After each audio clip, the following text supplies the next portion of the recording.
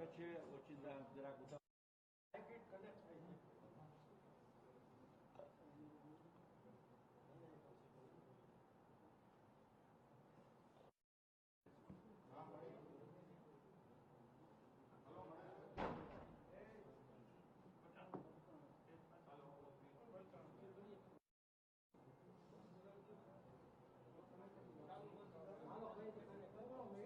મિત્રો બહુ મહત્વની ખૂબ અગત્યની રાજકોટ મહાનગર ભારતીય જનતા પાર્ટી રાજકોટ લોકસભા ચૂંટણી અન્વયે એક અગત્યની વાત કરવાની હતી એ સંદર્ભે આપ સૌને અમે આમંત્રિત કર્યા હતા। હું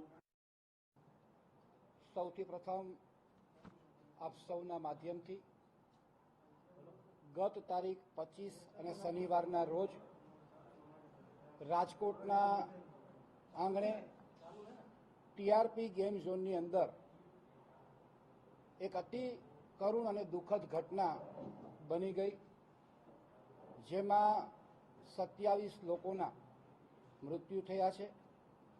રાજકોટ માટે આ અતિ કરુણ ઘટના છે, દુઃખદ ઘટના છે। આપણા સૌ સ્વજનોની જે રીતે એમના મૃત્યુ થયા છે, રાજકોટ શહેર ભારતીય જનતા પાર્ટી વતી સૌ પ્રથમ આ તમામ દિવંગતોને શ્રદ્ધાપૂર્વક નમન કરું છું, શ્રદ્ધાંજલિ આપું છું। પરમ કૃપાળુ પરમાત્માને પ્રાર્થના કરું છું કે તમામ દિવંગત આત્માઓને મોક્ષ આપે।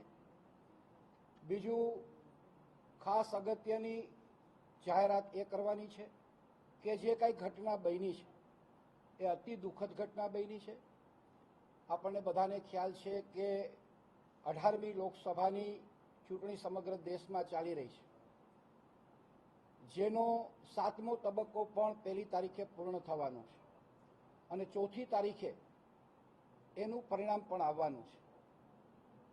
ત્યારે રાજકોટ ભારતીય જનતા પાર્ટીએ આ પરિણામ આવ્યા પછી કોઈ પણ પ્રકારની ઉજવણી ન કરવી એ પ્રકારનો નિર્ણય કર્યો છે, કારણ કે આ આપણા સ્વજનો છે અને આ સ્વજનોના દુઃખમાં ભાગ લેવા માટે સમગ્ર ભારતીય જનતા પાર્ટીના કાર્યકર્તાઓ એમની સાથે હોય એ સ્વાભાવિક છે। ત્યારે કોઈ પણ પ્રકારની ઉજવણી ન કરવી એ પ્રકારનો ભારતીય જનતા પાર્ટી શહેર એકમે નિર્ણય લીધો છે। જે કાર્યકર્તાઓને મતદાન ગણતરીના સ્થળ ઉપર જે જવાબદારી સોંપવામાં આવી છે એ જ કાર્યકર્તાઓ ત્યાં હાજર રહેવાના છે। એ જ કાર્યકર્તાઓ સિવાયના કોઈ પણ કાર્યકર્તાઓ હાજર ન રહે એવી આપના માધ્યમથી અપીલ પણ કરું છું। કોઈ પણ શુભેચ્છકો હોય કે કોઈ પણ પ્રકારના ટેકેદારો હોય એ ત્યાં ન આવે એવી પણ અપીલ કરું છું। અત્યંત સાદગીપૂર્વક આખો ચૂંટણીના પરિણામ પછીનો માહોલ રહે એ પ્રકારની અમારા આદરણીય રૂપાલા સાહેબની પણ લાગણી છે અને પરિણામ સ્વરૂપ આપ સૌને આજે અહીંયા નિમંત્રિત કર્યા છે। મારી ખાસ આપ સૌને વિનંતી છે કે 4થી તારીખના પરિણામ પછી ભારતીય જનતા પાર્ટી રાજકોટ શહેરમાં કોઈ પણ પ્રકારની ઉજવણી નહીં કરે। એક દિવસ પહેલા રાજકોટ શહેરમાં જે રીતના મમતા બેનર્જીનો વિરોધ કરવા માટે સંગઠન ભેગું થઈ શકતું હોય, 5 દિવસ ઘટના ન થઈ ગયા, ભાજપ દ્વારા એક શ્રદ્ધાંજલિનો કે એવો કોઈ કાર્યક્રમ પણ નથી કરવામાં આવ્યો। અત્યારે આના સિવાયની કોઈ વાત કરવા માટે આપણે ભેગા નથી થયા, માફ કરજો, હું કોઈ જવાબ આના પછી નહીં આપું।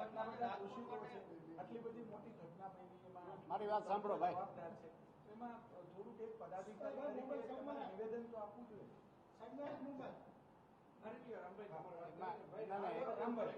એવી વાત છે કે જે લોકોના મૃત્યુ થયા છે એ બધા જ લોકોની અગ્નિદાહ દેવાઈ જાય પછી આપણા હિન્દુ સમાજમાં રીત રિવાજ મુજબ એને શ્રદ્ધાંજલિનો કાર્યક્રમ ગોઠવવાના છે। 26 ડેડ બોડી સોંપાઈ ગયા છે, એક ડેડ બોડી છે એ આવી ગયું છે, પણ એના સગાવાલા સવારે લેવાના છે। કાલે સવારે લેવાઈ જાય, અગ્નિદાહ થઈ જાય પછી સમગ્ર ભારતીય જનતા પાર્ટી રાજકોટ એકમ અને અન્ય સામાજિક સંસ્થા એ દિવંગત આત્માના કલ્યાણ અર્થે એક શ્રદ્ધાંજલિ સભા રાખશે।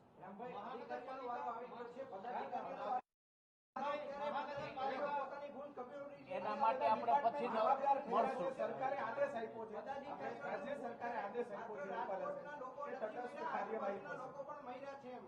તો માત્ર રાજકોટ લોકસભામાં જ ઉજવણી બંધ ન હોવી જોઈએ, આજુબાજુમાં પણ હોવી જોઈએ, ધ્રોળના માણસો પણ મહિલા છે।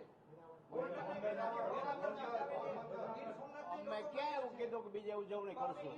તો તમે ડાયરેક્ટ બીજી વાત કરો, આખા ગુજરાત જવાબ આપો તમે। શું સામાન્ય તમે બે વાત કરો માં પદાધિકારી કે શ્રદ્ધાંજલિની વાત કરો છો? ભાજપના કેટલા વ્યક્તિઓ આમાં સામેલ હતા એવું કઈ તપાસ કરાઈ છે? કારણ કે અધિકારીઓ પર પ્રેશર પોલિટિકલ પણ હતું એવું સૂત્રો કહી રહ્યા છે. આ બાબતે તમારું શું એમાં મારું કઈ કહેવાનું નથી. રાજકોટ મહાનગરપાલિકા અંતર્ગત આ જે વિસ્તાર છે તે આવતો હતો. મેયર મેડમ ને આટલા મીડિયા કર્મીઓ છે પ્રથમ વખત જોઈ રહ્યા છે. આ ગંભીર બાબત નથી? છાપામાં પદાધિકારીઓ સ્ટેટમેન્ટ આપે ભાઈ સાંભળો, તમે મારી વાત સાંભળો જાડેજા.